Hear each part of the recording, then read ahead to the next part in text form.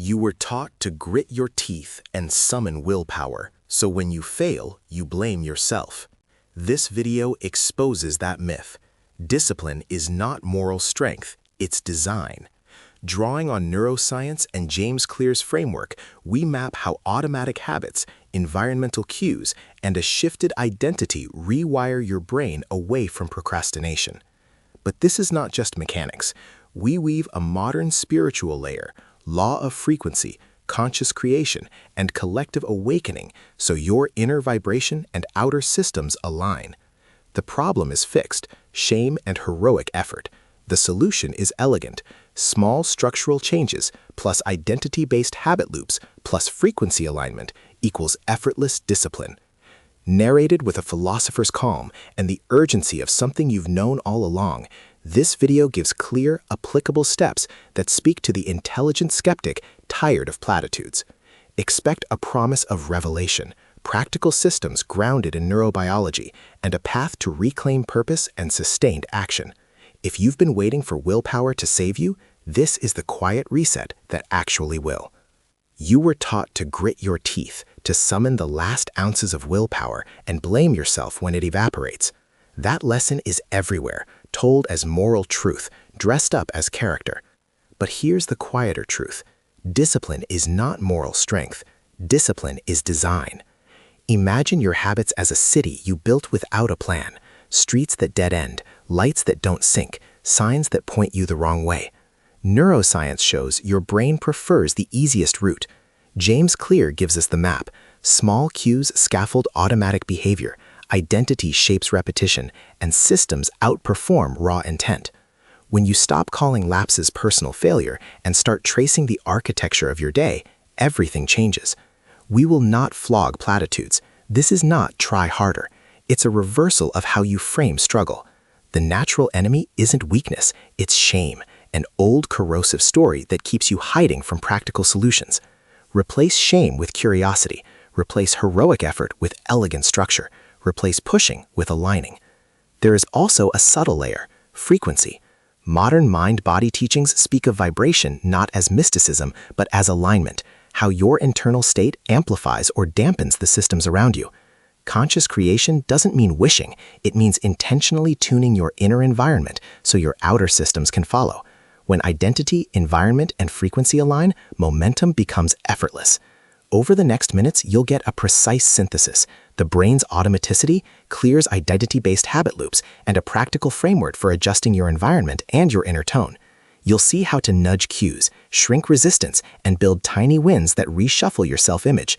No moralizing, no last resort heroics, just a method for bypassing procrastination by changing the shape of the day and the shape of your sense of self. If you are tired of motivational pep talks and want mechanisms that actually hold up under skepticism, stay with me. This is the quiet reset. Small structural changes plus identity-based loops plus frequency alignment equals sustained, effortless discipline. Ready to begin? Take Combo 12. Subscribe and download the habit map in the link below to start reshaping your architecture. Discipline, as you were taught, looks like grit, a moral achievement scored by endurance. In truth, the brain does not admire moral narratives, it learns patterns. Neuroscience and James Clear converge here. Habits are not acts of will, they are circuits in the basal ganglia shaped by cues, routines, and rewards. Once you see discipline as design, the whole problem reframes. Shame and heroic effort cease being solutions, they're the very forces that tighten the knot. Start with the simplest observation. Frequency sculpts neural structure. Repetition, no matter how small, tunes your brain the same way a repeated note tunes a string. That's the law of frequency. Couple that with Clear's identity-based approach, and the pathway becomes practical. You don't tell yourself to be disciplined, you start showing up as someone who writes for 5 minutes, someone who does one focused email a day. Each micro-action reverberates inward, shifting identity by evidence rather than exhortation. Environmental design is the other half. Remove the friction for the action you want and add friction for the action you don't. If your phone is a portal to procrastination, put it in another room.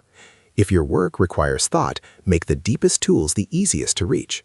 These are not tricks, They are structural negotiations with the brain's tendency to economize effort. Now for what many call spiritual, frequency alignment, and conscious creation. Your inner state broadcasts a bandwidth. Rituals that raise baseline vibration, short breath practices, a 3-line morning intention, a 2-minute movement, alter your internal climate so the brain prefers the new behavior. This is not mysticism dressed as productivity, it's practical coherence. When inner resonance matches outer cues, action slips from struggle into flow. Put it together.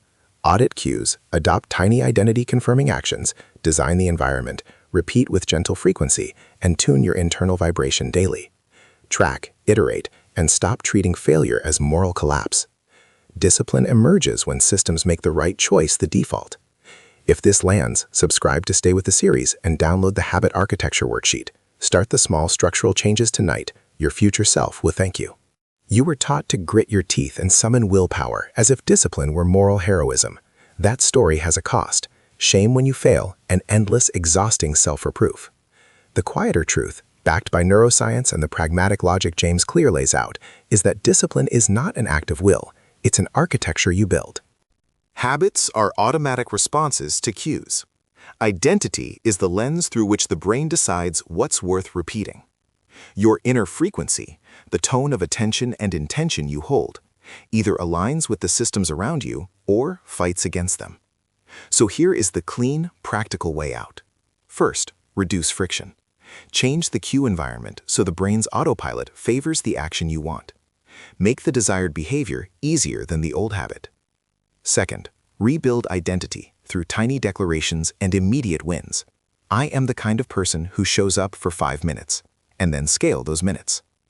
Identity doesn't come after success. It accrues from repeated micro-choices. Third, tune your frequency. A 3-minute morning ritual of breath, attention, and one clear intention raises your baseline vibration and primes neural pathways for follow-through. Think of this as calibration. Conscious creation meets neurobiology. Do not expect instant transformation. Instead, expect compounding shifts. Track systems, not moral progress. Celebrate environmental wins. You removed the cue. Procedural wins. You completed the microtask. And frequency wins. You felt aligned. When shame slips in, practice the Stoic question: what can I design now? You are not repairing a flawed self. You are engineering a life that supports the person you intend to be. This is not a promise to make everyday effortless overnight. It is a promise that with small structural changes, identity-based loops, and consistent frequency alignment, discipline becomes quiet, reliable, and even graceful. If you're ready to stop fighting your instincts and start redesigning your life, subscribe for more frameworks and download the free Habit Alignment Worksheet, 3 simple pages to redesign your cues, declare your identity, and begin the 5-minute ritual that starts everything.